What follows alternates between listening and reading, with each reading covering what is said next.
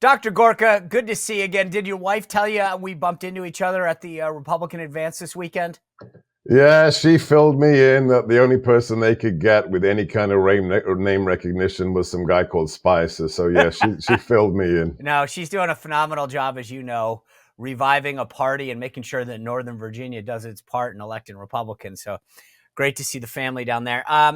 Listen, I want to start with this. The House is discussing and I guess debating the contents of the National Defense Authorization Act, the NDAA.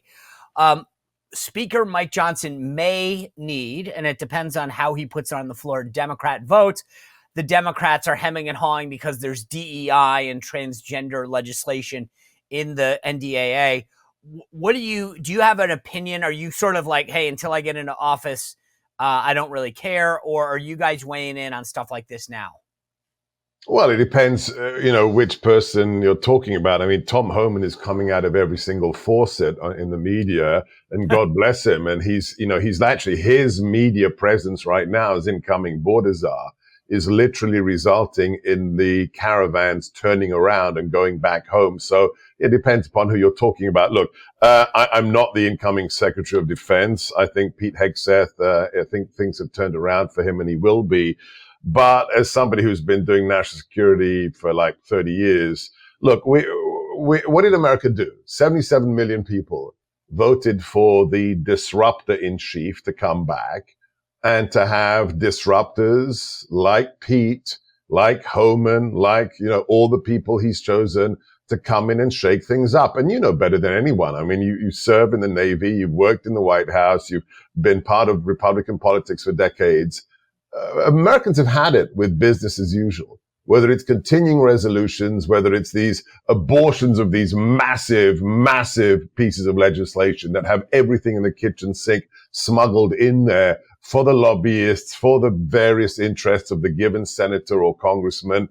Americans have had it. I mean, you just look at the national debt. You look at, how that amazing clip of my new boss, Mike Waltz, who'll be the national security advisor, holding up a bag of washers in front of the Secretary of the Air Force, just a regular bag, a 2-pound bag of washers, and asking the Secretary on the floor of Congress, hey, do you know how much we paid for this as taxpayers? And the guy goes, don't know. And then Mike Waltz, first ever Green Beret in Congress, says $100,000 for a bag of washers. So what do we do to stop that, though? Well, we communicate to everyone in a position of influence, especially the senators who think there's such a big deal, that the president has a triple mandate. I mean, look at what just occurred. We have 77 million Americans, not just the Electoral College, not just the House, not just the White House, but the popular vote as well. And they just got to get on the MAGA train. I mean, but here's the problem. The Department of Defense hasn't passed an audit in 8 years. I mean, I don't understand. How do you, look, let's just play this out. I come to you and say, hey, Seb, can I borrow $10? You gave me 20 last year. Aren't you going to say like, hey, what'd you do with the money I gave you? How does Congress have the gall to ask us as taxpayers to keep funding something when they don't know where the money is going? It's not like they're saying, hey, we've got an imminent threat that we've got to defend against. It's, we pissed away a ton of your money. We don't know where it went, but we need more. Well, look, there has to be I think you're seeing it change already. A friend of mine who will remain nameless, when the people in the Senate started saying, oh, Pete Hegseth this, Pete Hegseth that, he organized 50,000 phone calls and text messages to the 4 Rhino holdouts. We have to exert political pressure.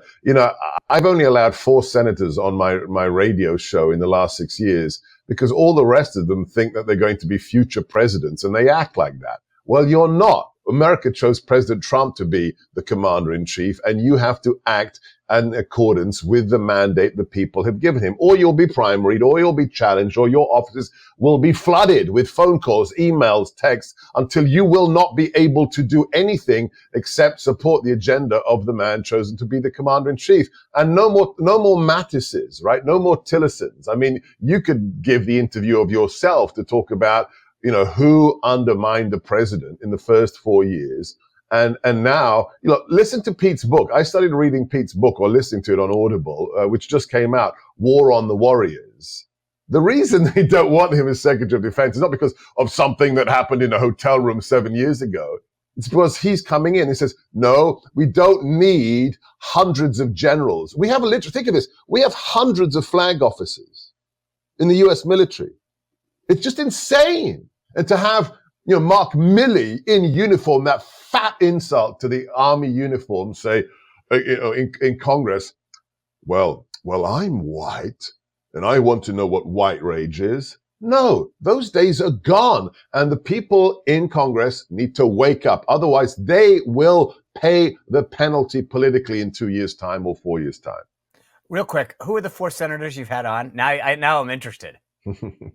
Marsha Blackburn, love Marsha Blackburn. Coach, I love Tuberville. I had JD on when he wasn't too busy being vice president. And I once, for his book, we don't agree on a lot of stuff, but I had him on because of his book. I had Senator Paul on. Okay. Interesting. Okay.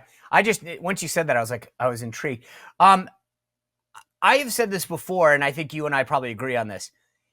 This is when Washington says the word qualifications, it's a dog whistle because they don't like that you're going to shake things up. I mean, how do you say someone's not qualified? He's done 3 tours, Gitmo, Iraq, Afghanistan, 2 Bronze Stars, Princeton and Harvard educated, right. Ran a VSO, right? A veteran service organization. It's that I don't like you and I need to find another way to say it. So I'm just going to say the word qualifications. And yet every single one, I noted this earlier, every single Democrat in the Senate voted for every single Biden nominee. No, every Republican in the Senate. Every Republican in the Senate. Well, no. But I mean, my point is we're having this discussion about No, the problem is the Republicans voted for Merrick Garland. I mean, you're creating problems with a Republican presidential nominee, and you're okay with Merrick Garland or Lloyd Austin, who was in contravention of the U.S. Constitution, hadn't had the 2-year cooling off period as a flag officer, and then just magically has the incantation, spoken above him, and he can become the Secretary of Defense. This is a stinking outrage. And look, Pete Hegseth is qualified because he's a danger to the established order. Let's look at Kash Patel. Let's look at this qualifications thing. Look, full disclosure, Kash is a friend of mine. And I think there is no better pick than him to run the FBI. They said he's not qualified. He's so qualified. He starts life on the other side. He's a public defender. Then he becomes a terrorist prosecutor at the DOJ. Then he becomes the chief investigator in the House Intelligence Committee for Devin Nunes.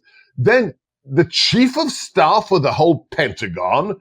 And his last job is acting deputy director of national intelligence. And mea culpa, I didn't even know this because this guy in 44 years has the most sterling resume I've ever seen. He had the job I've been nominated for. When President Trump whacked Baghdadi, who was in the sit room as senior director of counterterrorism, making sure that operation went down? None other than Kash Patel. When people say, oh, he's not qualified, you laugh in their faces and you say, you're not qualified to make a cup of coffee for me. I did get a kick out of, Jake Tapper was doing analysis over the weekend. He had Senator Mark Wayne Mullen on his show, and he said, Senator, I've never worn the cloth of the country, but I have been around veterans a lot, as if somehow that now qualifies him to deal with discussing the military or the issues that returning combat veterans face. The gall of some of these people to act as though they have a superior understanding of the military or national security because, they were flown there to cover Tapper really, thanks for, let's talk about him for a second. He makes me want to puke. I have a phone call I recorded with him 7 years ago that he's petrified I'm going to release. Hey, Jakey, I've still got the phone recording. And this guy, because he hangs around. Could you play it right now for us?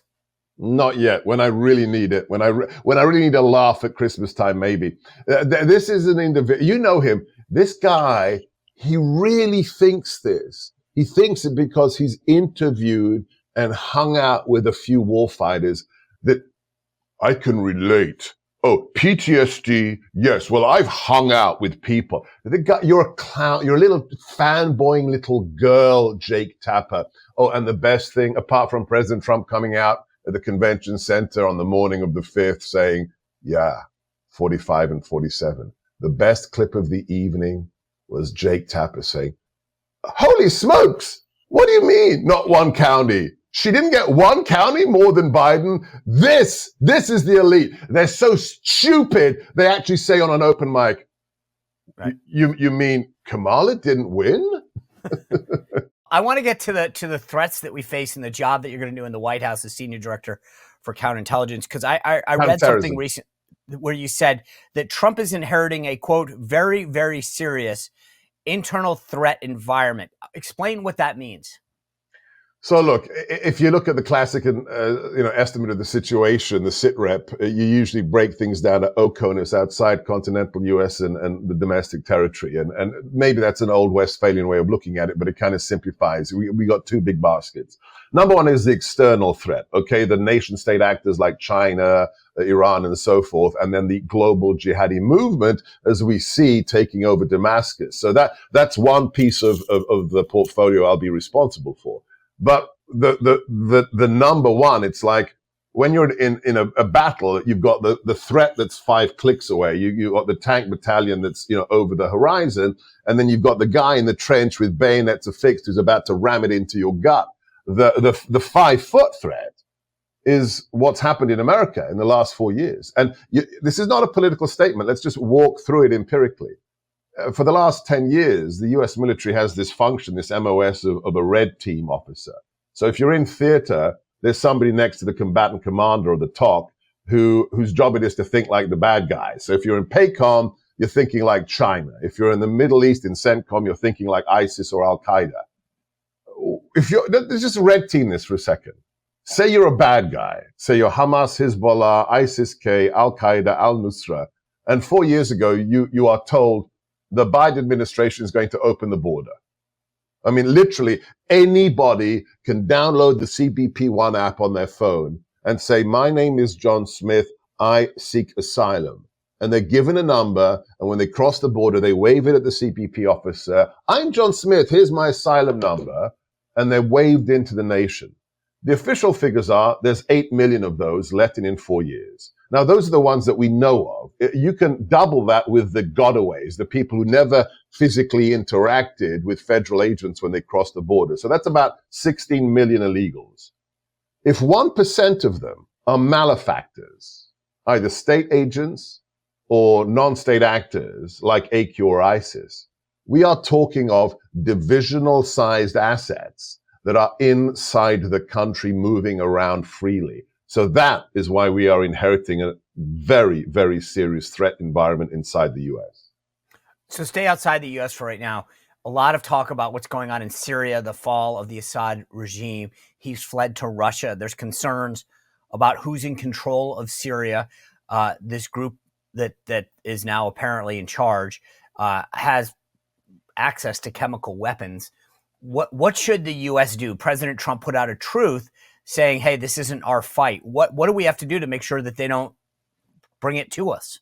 Conservatives and those who voted for President Trump needs to understand how different his stance is. One of the reasons I'm so excited about coming back into the administration is that for so many years, if you're a conservative, you were given 2 choices when it came to national security, and they were kind of asinine and churlish. Number one, you could be a neo-Buchananite isolationist and say the world doesn't matter, which is just doesn't make any sense. It didn't make sense in 41, didn't make sense in 9/11.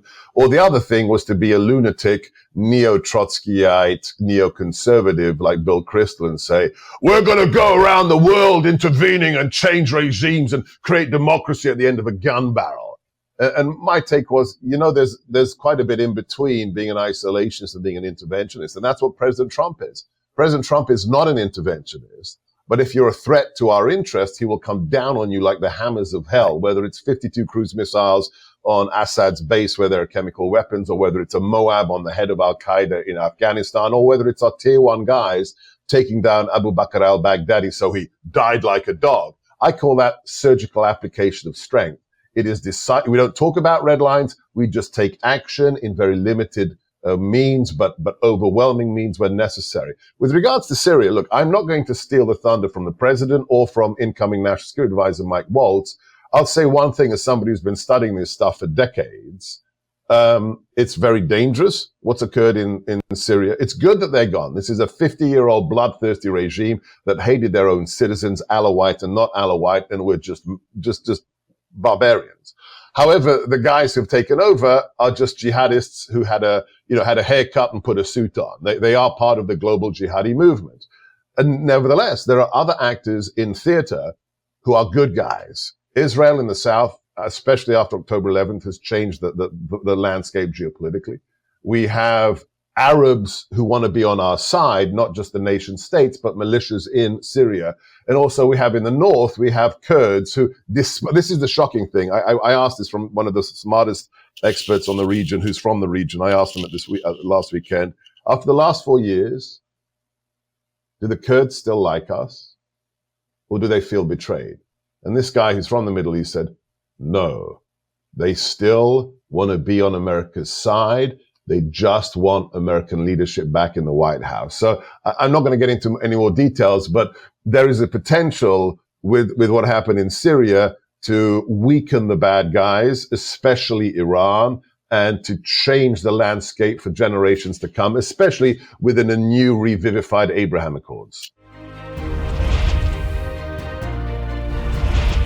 Well, if you enjoyed this content, make sure to like this video, subscribe, and click the notification bell to get more.